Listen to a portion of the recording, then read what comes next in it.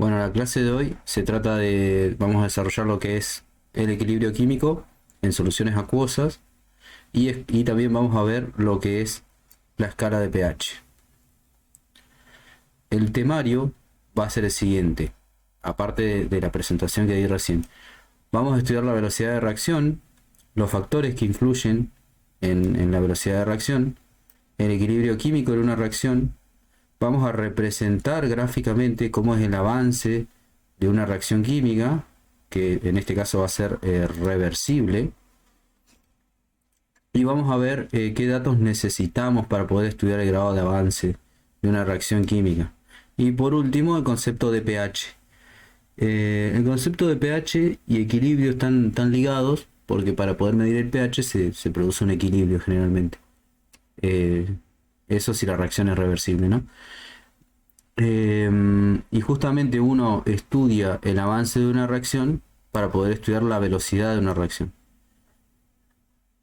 Bueno, vamos a recordar antes que nada qué era una reacción química. Una reacción química es una interacción entre sustancias en donde se van a generar o romper enlaces químicos. Y la idea es generar nuevos compuestos. Entonces, veámoslo con un ejemplo. Acá tenemos el metano que se combina con dos moléculas de oxígeno para generar dióxido de carbono y dos moléculas de agua. Entonces, ¿qué va a suceder en este tipo de reacción? Bueno, se rompen enlaces, se rompen estos rojos que vemos acá, representarían al hidrógeno, se rompen los enlaces entre el carbono y el hidrógeno, se rompen los enlaces que hay entre los oxígenos y se produce una nueva configuración, que obviamente va a ser de menor energía y más estable. Entonces, de esa manera, la interacción entre los reactivos, que son los que tengo de este lado, produce nuevos compuestos que los denominamos productos, ¿sí? Esto ya lo habíamos visto, lo estamos refrescando simplemente. Esta reacción, por ejemplo, la primera es la combustión del gas metano, que es la que se produce en la hornalla de gas. Es una reacción irreversible, es decir, va en un solo sentido, va en este sentido. Después tenemos las reacciones reversibles, que son aquellas donde los reactivos se convierten en productos, pero también los productos se van a convertir en reactivos. Es decir, tengo estos dos reactivos, se van a transformar en el producto que es este ácido, y a su vez el ácido va a transformarse en los dos productos iniciales, o los dos reactivos iniciales. Entonces va a haber una reacción directa y una inversa, ¿sí? Entonces la reacción hacia adelante como la opuesta suceden al mismo tiempo, es decir, estas dos ocurren al mismo tiempo. El ir y venir continúa hasta llegar a un equilibrio relativo entre reactivos y productos. Y en ese caso llegamos a lo que se conoce como equilibrio, es decir, la reacción directa y la reacción inversa van a ir y venir hasta que se logra el equilibrio, ¿sí? Ahora vamos a ver cuándo se logra, cómo se logra. Cinética química. Bueno, la cinética es la velocidad de reacción. Justamente nosotros estamos estudiando las reacciones químicas, estamos estudiando la velocidad de la reacción. Entonces, la cinética química es el campo de la química que se ocupa de la velocidad con la que ocurren las reacciones. Es decir, la desaparición de reactivos para convertirse en productos y los mecanismos de los mismos. O sea, acá en la cinética química estudiamos qué tan rápido se consumen los reactivos para generar productos o qué tan rápido se generan los productos. También lo podemos ver de esa mirada. Hay reacciones que son rápidas, como por ejemplo la combustión, la que vimos recién, la combustión del gas metano, que es la que se produce en la hornalla de la cocina, esta de acá. Es una reacción muy rápida. Y después tenemos reacciones lentas, como por ejemplo la oxidación de un metal. Yo quiero que se oxide un tornillo, lo dejo a la intemperie y eso demora un tiempo prolongado, meses, años puede ser también. Entonces esas son reacciones lentas. ¿Y por qué me interesa estudiar la velocidad de la reacción? Porque si uno conoce el mecanismo con la velocidad, digamos, si uno conoce la velocidad a la que se produce una reacción y el mecanismo, puede a través de un agente externo, como por ejemplo un catalizador, aumentar la velocidad de la reacción y hacer que el proceso sea más rápido. Esto generalmente se hace en procesos industriales donde no me sirve económicamente esperar días para que una reacción ocurra. Yo necesito generar un producto cuanto antes para poder venderlo. Entonces por eso estudiamos la cinética química. O en el caso también de revelado de imágenes por rayos, también y si intervienen productos químicos, necesitamos que se revelen rápido. No podemos esperar a que pase mucho tiempo si necesitamos diagnosticar, hacer una radiografía, etc. Entonces, vamos a definir la velocidad de reacción. Se define la velocidad de una reacción química como la cantidad de sustancia formada, es decir, la cantidad de producto que formo. Y si no, también la cantidad de reactivo que se consume. Entonces, tenemos esta reacción. Reactivo A más reactivo B que producen producto C y producto D. Entonces, la velocidad de reacción, recordemos que la velocidad es, por ejemplo, si los vamos a la física, es distancia sobre tiempo. Eso de la física clásica. Ahora, olvidémonos de esto y pensemos que estamos en la química. La velocidad de reacción es igual al cambio de la concentración del reactivo A respecto al tiempo. Eso me está diciendo esta simbología, que es la derivada, ¿no? El cambio en la concentración del reactivo A, ¿cuándo varía el tiempo? Eso me dice, eso por favor tomen nota, es importantísimo. Y es negativa porque el reactivo se está consumiendo, es decir, la concentración va a ir disminuyendo. Recordemos que la concentración es la cantidad de soluto, o sea, la cantidad de reactivo A que tengo, ¿sí? Por litro de solución. Entonces, yo puedo decir la velocidad de reacción es el cambio en la concentración del reactivo A con respecto al tiempo, que sería esta expresión que ven acá. Pero otra persona, otro estudiante, otro colega podría decir, pero yo también puedo escribir la velocidad de reacción como el cambio en la concentración del reactivo B con respecto al tiempo. Y me va a dar exactamente lo mismo, estas dos van a ser iguales. O sea, yo la puedo describir con una mirada con respecto al reactivo A o al reactivo B y me va a dar lo mismo. Porque puedo decir, yo puedo decir la velocidad depende de cómo se consuma el reactivo A, que es esto, o cómo se consuma el B. Y obviamente el B, como es un reactivo y se está consumiendo, es negativo. Pero otra persona distinta podría venir y decir, pero yo puedo escribir la velocidad de reacción como el cambio en la concentración de C, es decir, el producto C que está acá, con respecto al tiempo, porque va a ir apareciendo, va a decir, bueno, a medida que aparece C, voy midiendo ese cambio, voy midiendo el cambio de concentración, y digo, bueno, esta es la velocidad de reacción, el cambio en la concentración de C con respecto al tiempo. Y en este caso es positivo, porque se está produciendo, no se está consumiendo. Entonces por eso el signo más, que en realidad no se pone, ¿ven? Entonces por eso son todas iguales estas expresiones, ¿sí? Cada uno puede elegir la que más le guste. Uno puede ir al laboratorio y medir la concentración que uno quiera, ¿sí? O hacer el cálculo de la concentración que uno quiera. Y escribir la velocidad de reacción con respecto a esa medición. Puede ser de reactivos o productos. Reactivos o productos. Recordemos, por las dudas, que la derivada representa cambios con respecto al tiempo. Así como, por ejemplo, ya cierro esta idea, velocidad igual a distancia sobre tiempo. Acá tenemos cómo cambia la distancia cuando cambia el tiempo, ¿sí? Habría que hacer la derivada, igual no está escrito como derivada. Pero básicamente me dice eso.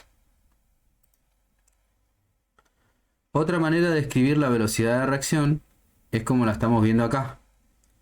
La velocidad de reacción la puedo escribir como K, que K es una constante de velocidad que depende de la naturaleza de los reactivos y la temperatura, por la concentración de A, que es la concentración del reactivo A en mol por litro. Recuerden molaridad del examen parcial. Por la concentración de B, que es la concentración del reactivo B en mol por litro. Después tenemos estos coeficientes que son alfa y beta, que son el orden de reacción con respecto al reactivo A y B, respectivamente. Y el orden total de la reacción es alfa más beta. Pero veámoslo con ejemplos prácticos para que no se mareen. Por ejemplo, esta reacción. la reacción de donde el reactivo A produce producto B y C. Si yo quiero escribir la velocidad de reacción, ¿cómo va a ser?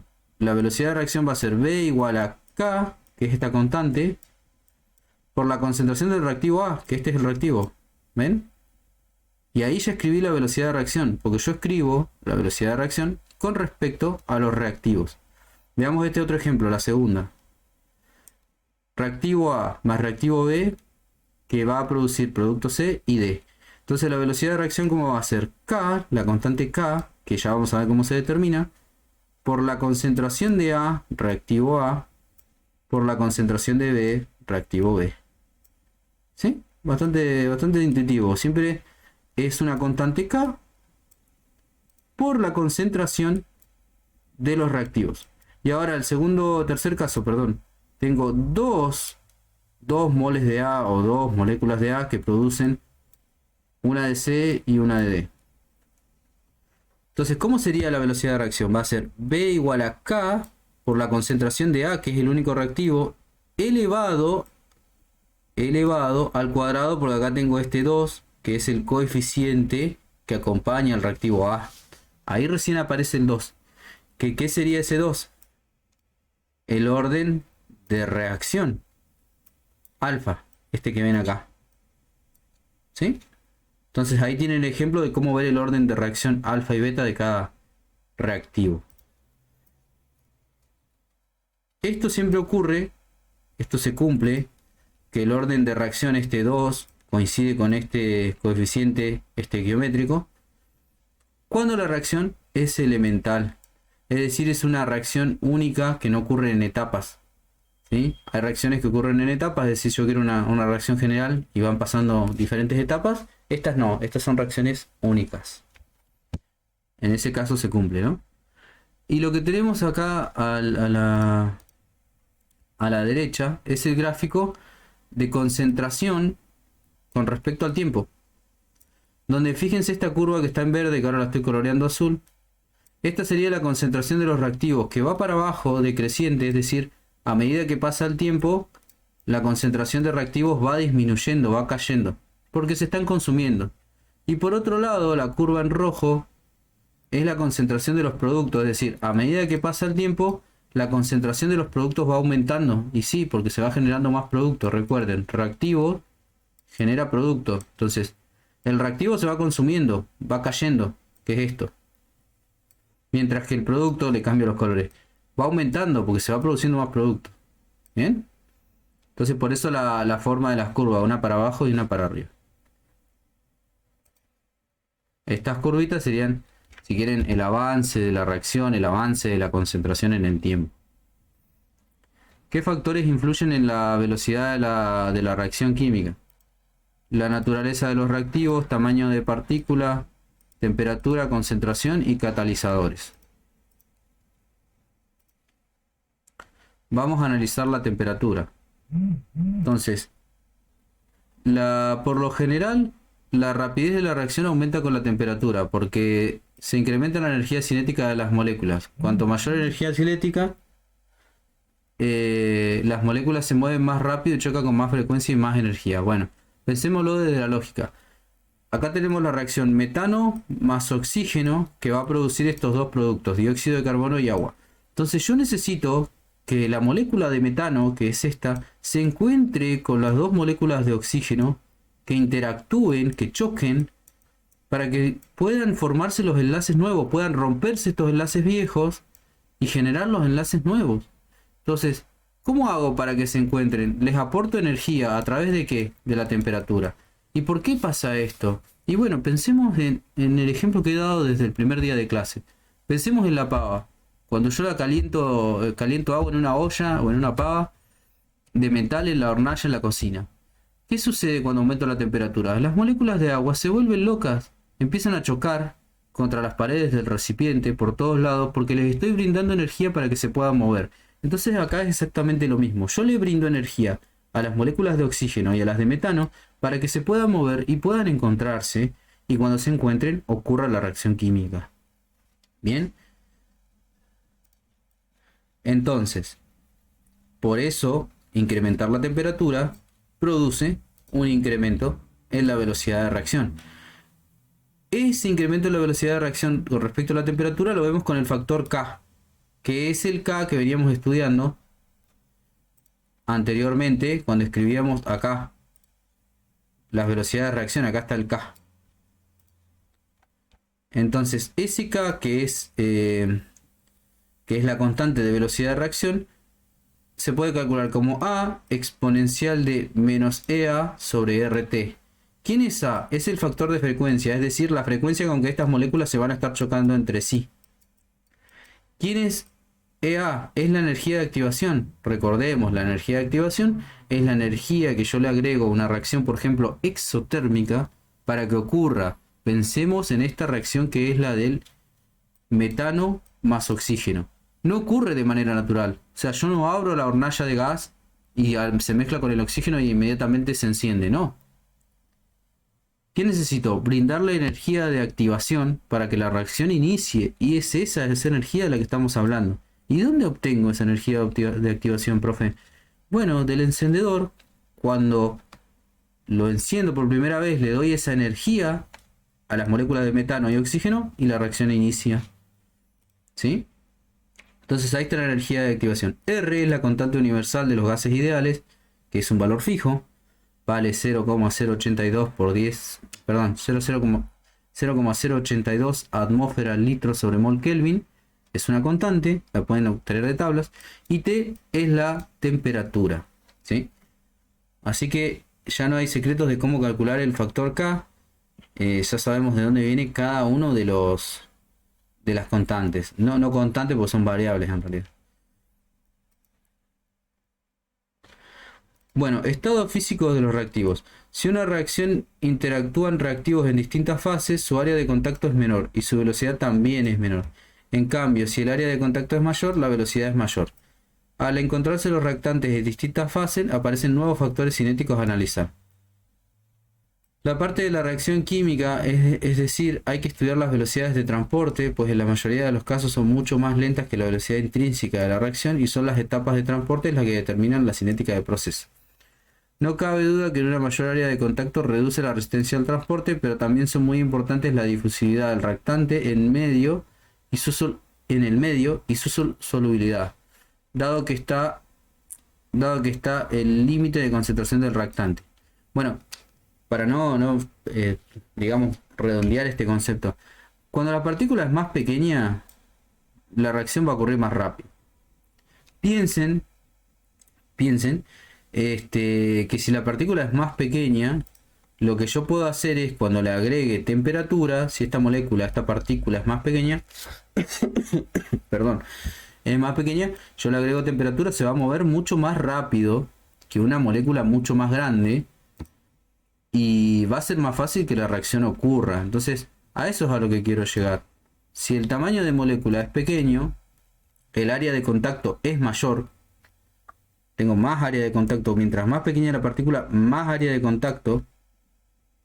Piense que tengo toda esta área de contacto para aprovechar. Mientras que en una partícula grande, el área de contacto del centro no la estoy aprovechando. Es una partícula muy grande, no tiene tanto contacto. ¿Sí? También lo pueden ver del lado de si quieren disolver, ahí no hay reacción química. Pero si yo quiero disolver un terrón de azúcar muy grande en agua, cuesta más que si yo quiero resolver un cuadradito chiquito, terrones de azúcar pequeños. Es mucho más rápido cuando son pequeños. ¿Bien? Presencia de un catalizador. Los catalizadores aumentan la rapidez de una reacción química sin transformarla. Mejoran la selectividad del proceso, reduciendo la obtención de productos no deseados. La forma de acción de los mismos es modificar el mecanismo de reacción empleando pasos elementales de menor energía de activación. Existen catalizadores homogéneos y también catalizadores heterogéneos. Entonces, ¿qué es un catalizador? Un catalizador lo que hace es aumentar la velocidad de reacción. Y acá es donde, por ejemplo, es importante el estudio de los catalizadores. Yo tengo una reacción muy lenta. Por ejemplo, antes un pegamento, para que haga efecto, tenía que dejarlo actuar durante días. Ahora los pegamentos son instantáneos. Porque, bueno, se le agregan catalizadores, mejora la fórmula, quizás cambian otros productos. Pero básicamente es eso, cambia la velocidad de reacción. Entonces los catalizadores homogéneos, heterogéneos, como el que tenemos acá, es esta placa que ven acá. ¿Qué es lo que ocurre? Vienen los reactivos, se unen al catalizador, se unen en sitios activados, se conocen, se unen al catalizador, quedan unidos, se absorben. Una vez que se absorben, ocurre la reacción, se genera el producto y luego el producto se desprende, ¿ven? El producto se va. Entonces, ¿el catalizador qué hace? Favorece el encuentro entre los reactivos iniciales, ¿sí? Para que se encuentren más sencillo, más rápido y la reacción ocurra más rápido. Eso es un catalizador heterogéneo. Fíjense que está en una fase sólida y quizás estos reactivos, como los veo en movimiento, pueden ser gas. Y si no, están los catalizadores homogéneos que directamente se mezclan y no los puedo distinguir en la solución, ¿sí? Como el que ven acá. Esto es heterogéneo y esto es homogéneo. Y si yo analizo el gráfico de entalpía tiempo para una reacción exotérmica, recordemos que la reacción exotérmica, ¿cómo es? La energía de los reactivos es mayor a la de los productos. Esa diferencia de energía es la que produce la liberación de calor. Todo esto, esta montaña, es la energía de activación sin catalizador. Ahora, cuando le agrego un catalizador, la energía de activación se reduce muchísimo, ¿ven? Entonces, de esa manera yo agrego menos energía de activación y la reacción ocurre más rápido, ¿sí? También favorece la selectividad, como dice acá. Es decir, si yo tengo una reacción A más B que da un producto C más D, yo puedo a través de un catalizador favorecer, por ejemplo, la formación de C, porque C es el producto que a mí me interesa, el que tiene más valor comercial, el que vale más dinero. Y este no me interesa, entonces uso un catalizador que me favorezca la producción de C. Concentración de los reactivos. Bueno, acá esto es bastante obvio, no hace falta leerlo mucho. A medida que yo aumento la concentración de reactivos, más rápida es la reacción. Si yo tengo la reacción A más B, o sea, reactivo A más reactivo B, que dan un producto C, si yo incremento la cantidad de concentración de A, tengo más cantidad de A y más cantidad de B, y obviamente, chicos, voy a producir más C, más rápido. Porque tengo más moléculas que van a estar ahí interactuando, van a estar chocando, van a estar rompiendo y formando enlace. Entonces se va a producir más rápido el producto C.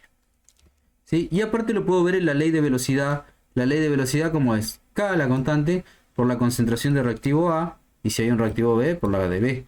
O sea, la velocidad aumenta si aumenta la concentración de A y de B. Ya la ley de velocidad me lo dice. ¿Sí? Parte por lógica, a ver.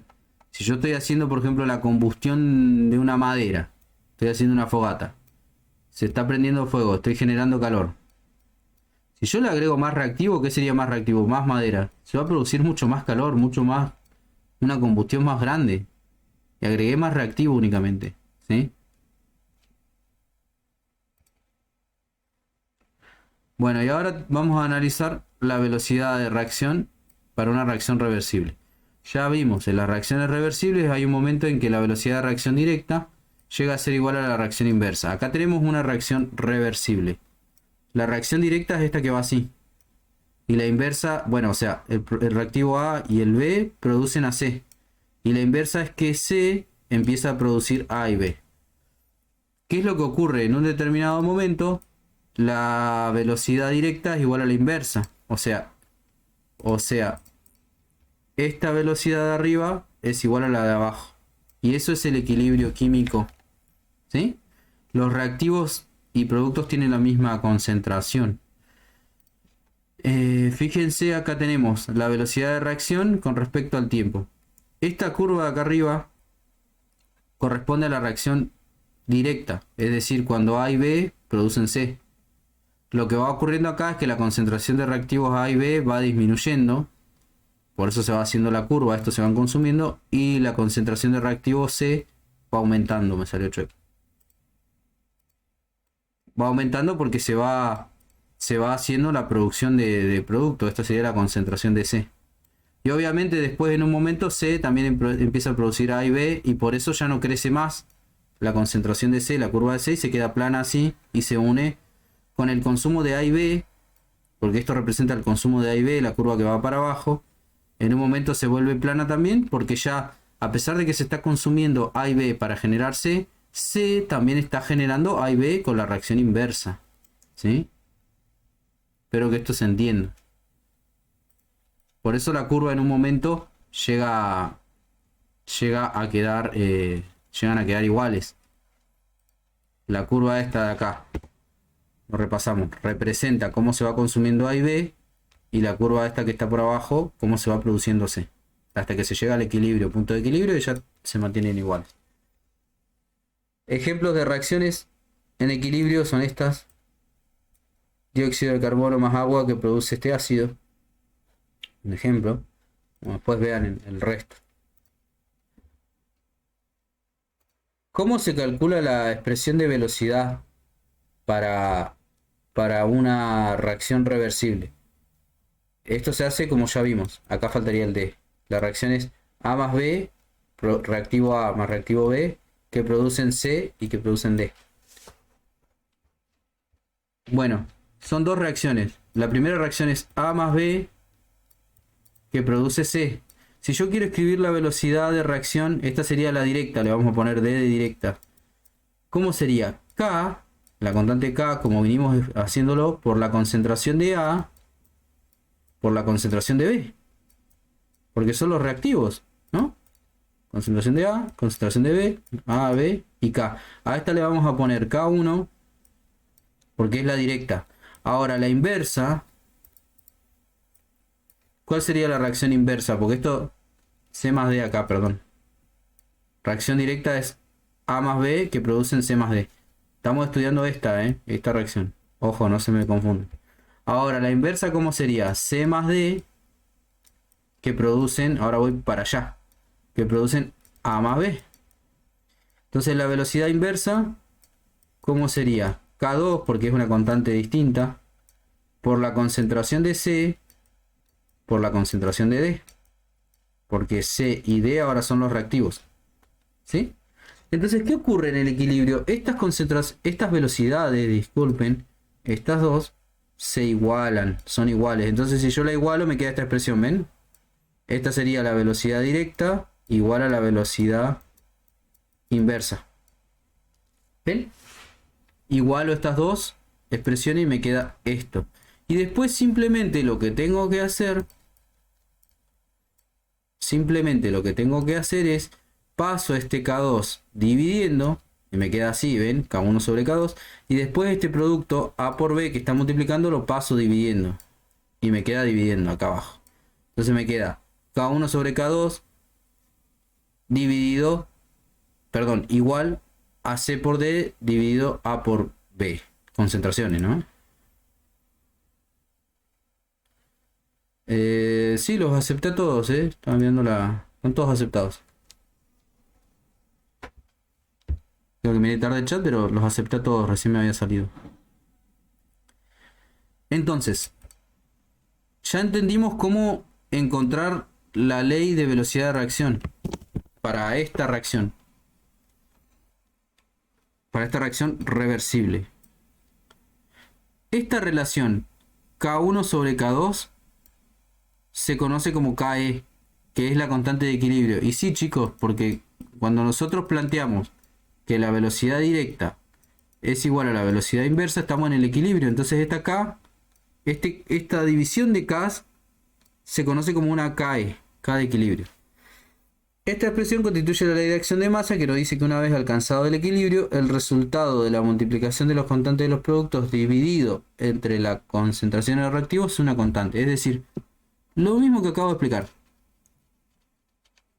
Si yo divido la concentración de los productos, fíjense, concentración de producto tengo acá, dividido concentración de reactivos, que son estos que tengo acá, eso me va a dar una constante que es KE, constante de equilibrio, que es la que me está indicando el valor del equilibrio. Entonces, a ver, acá una definición muy rápida. Si no logré el equilibrio, es decir, si yo mido las concentraciones de mi reacción, acá tengo la misma reacción, A más B que produce C más D. Estos son los coeficientes de estequiométrico para hacer el balanceo de la ecuación.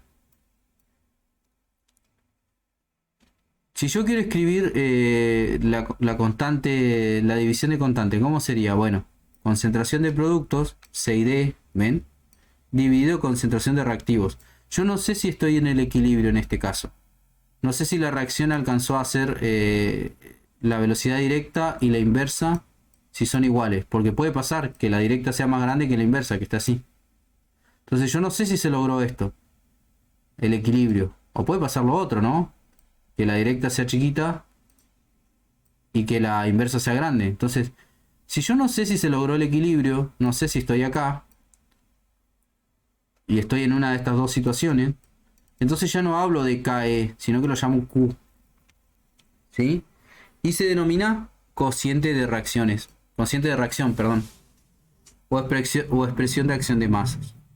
Ahora vamos a ver para qué sirve.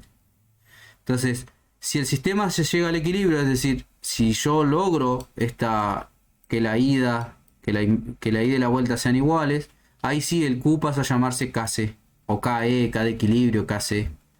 Tiene distintos nombres. Entonces repasemos. El Q solito es la constante de la reacción si no estoy en el equilibrio. Y el KC o KE es la constante de reacción si estoy en el equilibrio. Recuerden, la velocidad inversa y directa pueden ser iguales o pueden ser distintas, así, una más grande que la otra. Entonces acá tenemos los casos. Si el Q es menor al KC, la reacción ocurre de izquierda a derecha, es decir, es así, la reacción va así. Y tiene muy poquito de vuelta, o sea, tiene más velocidad directa que inversa. Si Q es mayor que KC, la reacción ocurre de derecha a izquierda, es decir, está más favorecida así que así. O sea, se favorece más la formación de reactivo. Bueno, acá si quieren A queda B, la reacción A queda B y acá también A queda B. Entonces vamos de vuelta. Si Q es menor a KC, la reacción ocurre de izquierda a derecha, es decir, los reactivos A se consumen para generar B y muy poquito de B regenera, vuelve y se genera en A.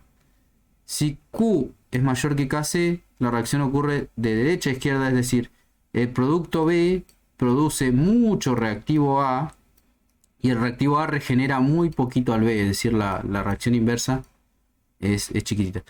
Y si Q igual a KC, la reacción está en equilibrio, es decir, pasa esto, la velocidad directa e inversa son iguales. ¿Sí?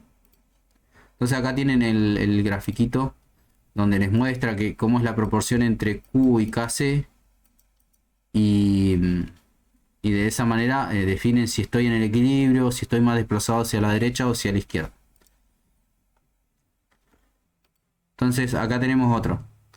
Si el Q es muy grande, o sea, si el KC es muy grande, la reacción directa progresa hasta prácticamente se agota uno de los reactivos. Es decir, es una reacción del tipo prácticamente así. A queda B. No hay un equilibrio y si hay un equilibrio es muy pequeñito. Si K es aproximadamente 1, las concentraciones de los reactivos de los productos son iguales. O sea, es una reacción que está en equilibrio, así. Y si el K es muy pequeñito, la reacción se desplaza hacia los reactivos, es decir, es así la reacción.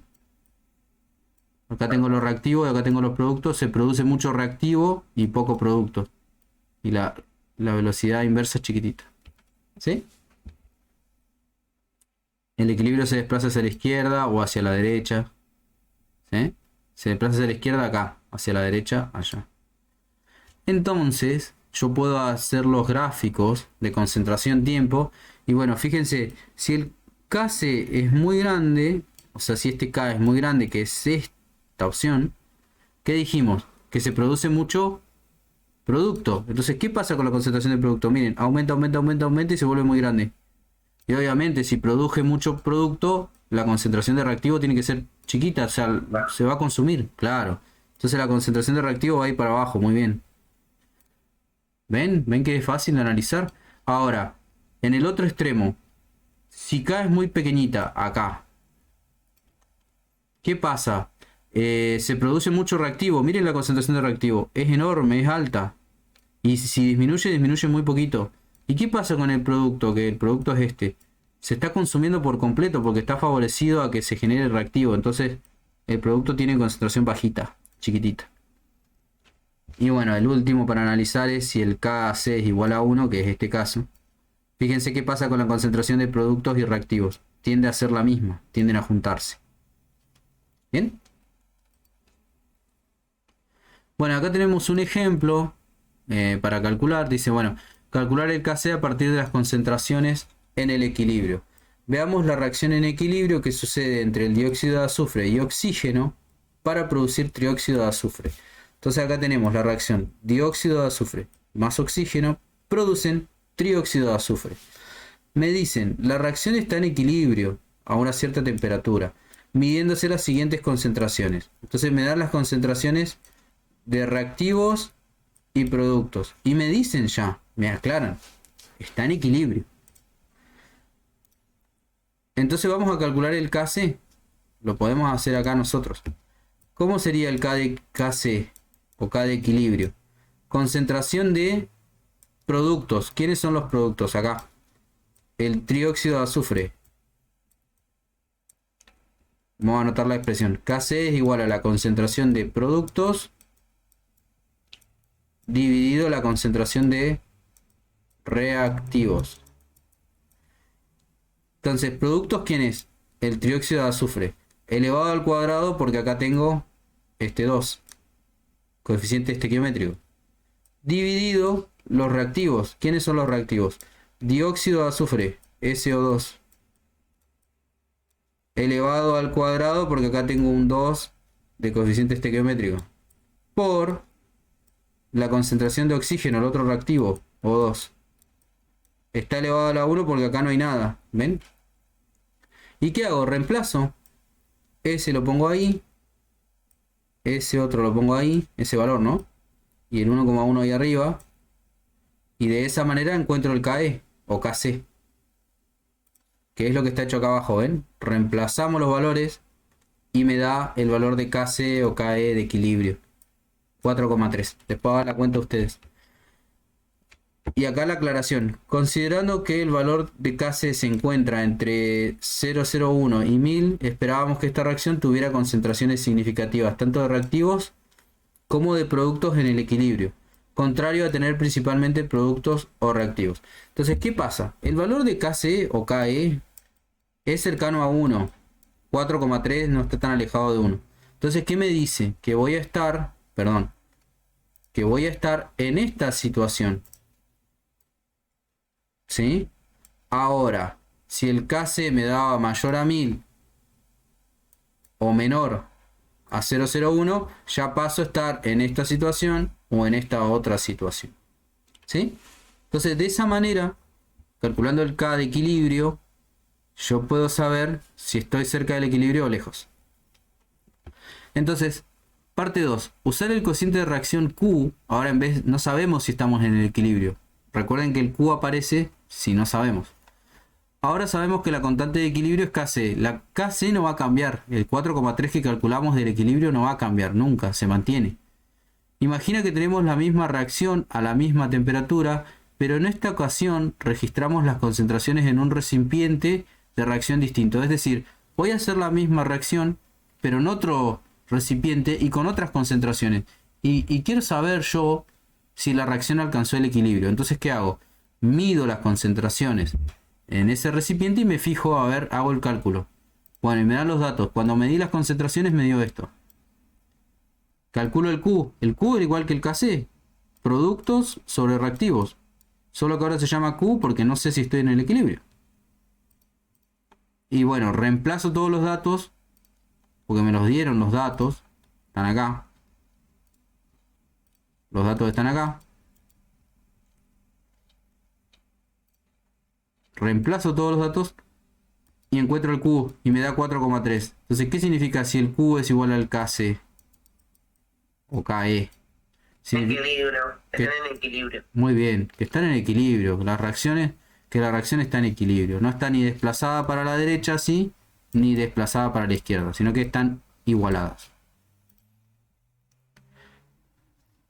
Bueno, y el principio de Le Chatelier, y ya con esto cerramos el tema de equilibrios, Se los voy a leer y lo vamos a charlar. Dice, establece un sistema en equilibrio químico, perdón, cuando un sistema en equilibrio químico es perturbado por un cambio en la temperatura, presión o concentración, se establece un nuevo equilibrio que tiende a contrarrestar la perturbación realizada. Cuando se altera un sistema en equilibrio, el sistema se desplazará de tal manera al fin de reducir o mitigar la alteración y restablecer el equilibrio. ¿Qué me quiere decir este señor con todo esto? Que si yo perturbo mi reacción, el sistema va a responder para contrarrestar este efecto. Veamos un ejemplo. ¿Qué pasa si incremento la concentración de reactivo A? ¿Qué va a decir la reacción? Ah, bueno, tengo más reactivo A, ¿qué hago? Produzco más C. Entonces de esa manera agoto el extra de reactivo A que me diste. Eso hace. Contrarresta la perturbación. Miremoslo del otro lado si quieren. Tengo mi reacción A más B que da C, que es la que estamos analizando. Y vengo yo y le digo, mirá, te agrego más C, incremento la cantidad de C. La reacción que dice, ah, bueno, tengo más C, bueno, me voy más hacia la izquierda y produzco más A y B para contrarrestar este efecto que vos me estás haciendo de aumentarme la cantidad de C. Pero por lógica, si tengo más C, puedo producir más A y más B por la reacción inversa. ¿Sí? Entonces, eso me dice Le Chatelier. Incremento A o B, también puedo incrementar B. Y la reacción que hace va a responder, va a decir, ah, bueno, tengo más A, tengo más B, bueno, me voy para allá y produzco más C. Y contrarresto esto. Espero que haya quedado claro. Ionización. Y ahora nos vamos a ver el tema del pH. Es un proceso a través del cual una sustancia, al ser disuelta en agua, se separa en sus iones. Esta sustancia, una vez ionizada, tiene la capacidad de conducir corriente eléctrica. Es decir, se transforman en electrolitos. A ver, acá tenemos la molécula de agua. Fíjense, los hidrógenos serían estos, H y H. Y acá tenemos el oxígeno, H2O. La molécula de agua no se encuentra así, sino que se encuentra ionizada. Es decir, establece un equilibrio, una reacción, donde uno de estos hidrógenos se separa, ¿ven? Acá se separó, se fue. Y forma lo que se conoce como protón, que es un hidrógeno con carga positiva. Y también forma lo que se conoce como hidróxido, si quieren, yo me gusta llamarlo hidróxido a mí. También tiene otros nombres. Forma un ion hidróxido y un protón. Entonces, es el equilibrio del agua. Es el equilibrio químico del agua. Entonces yo lo voy a encontrar así, con cargas ionizadas, con carga positiva y negativa. Y obviamente al ver una diferencia de cargas me va a permitir conducir la electricidad, porque la electricidad, ¿qué es? Un flujo de electrones con carga negativa que se mueven a través de un material conductor. Entonces, ¿qué va a hacer el electrón con carga negativa cuando vea un positivo acá? Y se va a sentir atraído, va a poder moverse, se va a atraer hacia él. Entonces, planteemos el equilibrio, planteemos el equilibrio químico del agua. Acá está, agua que genera protones y genera hidróxido. Si yo escribo la constante de equilibrio, ¿cómo era? Era productos dividido reactivos. ¿Quiénes son los productos? Protones e hidróxidos, o oxidrilos, protones e hidróxidos, dividido reactivos, agua. Si yo despejo, es decir, paso esto que está dividiendo, lo paso para allá, pasa multiplicando, me queda esto. Y lo que voy a hacer es decir que esta multiplicación de protón por hidróxido lo voy a llamar KW. ¿Por qué lo voy a llamar KW? Porque se mantiene constante. Entonces, la KW, que es la K-Water, porque es de agua, water en inglés, se conoce como una constante de disociación o producto iónico del agua, y el valor es siempre el mismo, 1 por 10 a la 14. Se cumple para toda solución. Y acá viene lo importante, la importancia de conocer la concentración de protones y la concentración de oxidrilos o hidróxidos. Esa concentración de protones es la que me va a determinar la acidez o la alcalinidad de la solución. Se me va a decir si esto es un ácido o si es un alcalino. Entonces, se introduce por primera vez el concepto de pH que está ligado a la cantidad de protones, chicos. Según la cantidad de protones, me va a decir si es ácido. Mediante el uso de electrodos podemos medir la cantidad de protones presente en una solución y con eso conocer la concentración de protones, es decir, conocer esto, concentración de protones, y con eso conocer el pH. ¿Cómo lo hacemos? Para darle una numeración más manejable, se decidió aplicar en función del logaritmo sobre el valor de la concentración de protones. Esa es la definición matemática del pH, el logaritmo en base 10 con signo negativo. Y se va a expresar la concentración de protones en moles por litro. Bueno, veamos un ejemplo.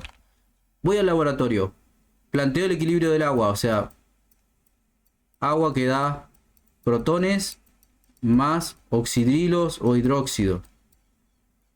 Mido, esto lo puedo medir en el laboratorio, mido la concentración de protones, acá, y mido la concentración de oxidrilos. Y me da 1 por 10 a la menos 7 molar y 1 por 10 a la menos 7 molar. ¿Cómo calculo el pH? Bueno, para hacerlo, ¿cómo hago? Hago menos logaritmo de la concentración de protones, es decir, menos logaritmo de 1 por 10 a la menos 7. Y me da el pH, pH 7. ¿Ven? Y lo que puedo calcular con la concentración de oxidrilos o hidróxidos es el pOH, que es menos logaritmo de la concentración de hidróxido. O sea, menos logaritmo de 1 por 10 a la menos 7. Y me da el pOH, que en este caso es 7, chicos. Los dos coinciden, porque es el agua. Que el agua tiene propiedades tanto ácidas como alcalinas. Es anfótera. Tiene las dos propiedades. Por eso se dice que es neutra. Entonces, si yo sumo el pH y el pOH, me da 14. De esta manera se obtuvo la escala de pH, que es la que utilizamos en la actualidad. Normalmente oscila entre 0 y 14. Y el valor de 7 es para sustancias neutras. El agua tiene pH 7, lo que les dije recién. Las sustancias ácidas tienen un pH menos que 7 y las básicas superior a 7. Entonces veamos la escala de pH. Yo calculo el pH y puedo saber si es un ácido o una base. Por ejemplo, la batería tiene un pH 0, ácido. El ácido estomacal, pH 1, ácido. Limón, pH 3. La gaseosa, pH 2 el limón, perdón. pH 3 la gaseosa. Fíjense que la gaseosa es ácida, entonces por eso estaban esos videos donde mostraban que se usaba para destapar los tornillos, porque la acidez de la gaseosa corroía el óxido y entonces el tornillo se aflojaba. El tomate, ácido. El café, ácido. El agua es la neutra. Y después para el otro lado tengo los alcalinos. Por ejemplo, las píldoras estomacales son alcalinas, son bases. ¿Por qué? Para disolver el ácido. Cuando tengo acidez, si yo quiero contrarrestar el ácido, lo contrarresto con una base, con un antiácido, que es base, tiene pH 10, para contrarrestar el pH 1 del ácido estomacal. Y después acá tenemos el jabón, pH 12, base también. Bien. Por último, veamos otro ejemplo. Supongamos que tenemos el ácido nítrico. Vamos al laboratorio, medimos la concentración de protones, me dio 1 por 10 a la menos 1. Medimos la concentración de hidróxido, 1 por 10 a la menos 13. Calculo el pH. pH menos logaritmo de la concentración de protones sería menos logaritmo de 1 por 10 a la menos 1, ese valorcito. Y me da el pH 1. Y sí, es un ácido, miren. Ácido nítrico. pH 1, bajísimo. Puedo calcular el pOH. ¿Cómo hago? Menos logaritmo de la concentración de hidróxido o, bueno, hidróxido. Sería menos logaritmo de 1 por 10 a la menos 13, ahí. Este de ahí. Y me da el pOH de 13. Si yo sumo el pH más el pOH, me tiene que dar siempre 14. Si no estoy haciendo algo más. Y el pH ya me indica ácido, ácido. Un pH bajo, ácido. Que se corresponde con un pOH alto. Pero si se manejan solo con esto para no confundirse, calcular pH, listo. Y pueden hacer lo mismo para el ácido sulfúrico, se lo dejo para ustedes. Van al laboratorio, miden las concentraciones, reemplazan, sale el pH y sale el pOH. Háganlo después ustedes con la calculadora. La idea de esto de tener los resultados es que ustedes agarren la calculadora y vean si pueden ponerlo en la calculadora el menos logaritmo meter bien los valores, ya saben el resultado de antemano, a ver si están usando bien la calculadora. Y eso es tarea de ustedes. No sé, a mí me parece error. Lo está intentando y no. Bueno, ahora lo vemos entre todos en la consulta, no te preocupes. ¿Vale? Bueno, con eso terminamos, jóvenes. Gracias por su atención. Eso es todo. No hay más que esto en lo que es equilibrio y pH, ¿sí? Voy a detener la grabación, así ya me pueden hacer las consultas.